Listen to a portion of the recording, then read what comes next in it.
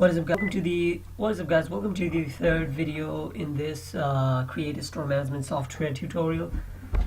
And previously we left off by creating the graphical user interface for adding products to the database, but we haven't added logic to it, so we are going to do just that today. So we are going to create a function called define get items, and we are going to self args and quarks. So for getting items, first we need to get the entries, get everything from entries, let's say that. So we are going to say self.name. Now here you know that previously I mistakenly used self.name only, so that would have made this too redundant. This is a variable that we're going to store what this name entry has got. So we are going to say self.name equals to self.name underscore e, which is the entry for the name, dot get, so that will get a name. Self.stock equals to self.stock e dot get. Self.cost price equals to self.cpe, yes it is, dot get. Similarly, self.selling price is equals to selling price e dot get. Self.vendor vendor equals to self.vendor e dot get. Self.vendor phone equals to self.vendor e dot get. So these are all the inputs from the user which are going to be kept in the database. So before doing anything, we are going to check if any of these thing is empty, so that nothing can be added into the database. So we'll say if self.name equals to empty, or self.stock equals to empty, or self.cp equals to empty, or self.sp equals to empty. So we are not going to check whether the vendor or vendor phone number is empty, because it's not that important. All these important stuffs are the name, stock, cost price, and selling price. So why we are saying this many or is because if any of this condition is false, then the whole condition becomes false and it is not run. We can say it's error, but it won't run. So we will say print empty, else we'll print, just for checking right now, good to go. So we are going to bind this get items function to this button add. So it is going to be command equals to self.get items. So let's test. So here is our graphical user interface. We are going to press the button without inputting anything. It says empty, so we'll input everything, and it says good to go. So this is not empty. So for the vendor name, as I've told you, there's no important for the vendor name. We'll say it's good to go. But if any of this is missing, cost price, it says empty, so it's working properly. And we can handle that by getting a message box, and it can be got from Tkinter dot message box. So if any of this is empty, we are going to say Tkinter dot message box dot so info, and we will say error, and the message is please fill all the spaces, all the entries, else good to go. Let's test it one more time and see. As you can see, it says please fill all the entries, error. Okay, so we're good to go in this, and this else is going to be for getting the values and inserting into the database. So we are going to get our SQL command here, write our command here. We are going to insert into the table, which is inventory. Now the columns of the inventory, we don't need to add ID because ID is auto-filled, auto-increment, and it's a primary key, so it will be auto-filled itself. So insert into inventory the columns, which is a name. There's a name column, there's a cost price column.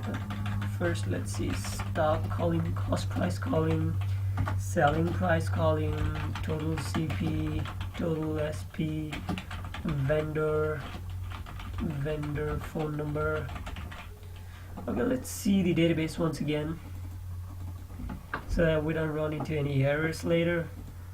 So it says ID, name, stock, CP, SP, total. Okay, there's assumed profit and vendor phone number, NO, I guess. Yes, assumed profit and vendor phone number.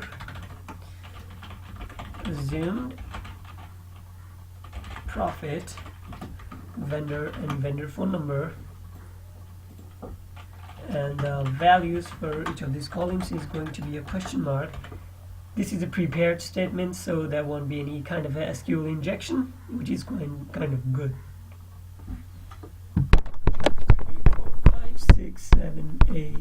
1, 2, 3, 4, 5, 6, 7, 8, 9.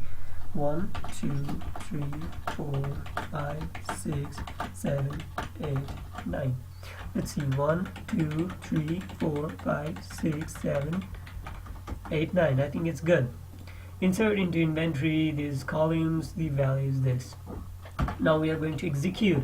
As we have already declared this cursor, which is C equals connection.cursor, we're going to execute the SQL command from here. C.execute SQL, and the values to each of these columns. For the name, the value is self.name. The stock, self.stock, cost price, self.cp, SP, self.sp, and here's our dynamic field, total CP and total SP and assumed profit, which we are going to generate over here. Dynamic entries, I would say self.total CP equals to self.cp times self.stock. So we are going to set it to a float so that they can put in the float value as well. Float.stock. In fact, float is not it will perform it in a float, although we will input the stock value in integer, but we are going to consider it as a float. So that's our total CP. Total SP is float self.sp times float self.stock, and our assumed profit